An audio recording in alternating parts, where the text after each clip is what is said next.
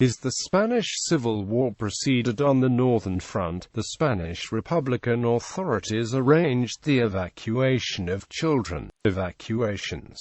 These Spanish war children were shipped to Britain, Belgique, the Soviet Union, other European countries and Mexico. These children were referred to as Basque refugees, but included also non-Basques. They were embarked in Bilbao on boats chartered by the Basque government, loyal to the Republic. Those in Western European countries were able to return to the families after the war, but those in the Soviet Union, from communist families, were forbidden to return, by Stalin and by Franco.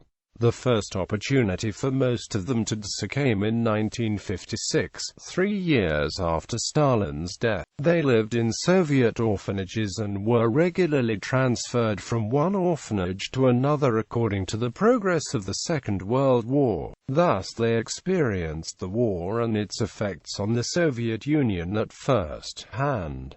Stoneham Camp in England. One example of a large refugee camp was located in Great Britain. Over 4,000 children arrived at the Southampton docks on the 23rd of May 1937. They travelled to Britain on the steamship Habana. The ship had been equipped to accommodate 800 passengers, but this voyage consisted of 3,840 children, 80 teachers, 120 assistants, 15 Catholic priests, and 2 doctors. These refugees were moved to a camp at North Stoneham that had been constructed only 2 days prior to their arrival. Building had begun 2 weeks before, but the estimated numbers had been only 2,000. The camps were overcrowded with dozens of children staying in the same tent. Sanitation was also a problem in the beginning, as the children had been living through war and the hygienic habits had been disrupted by their turbulent lives.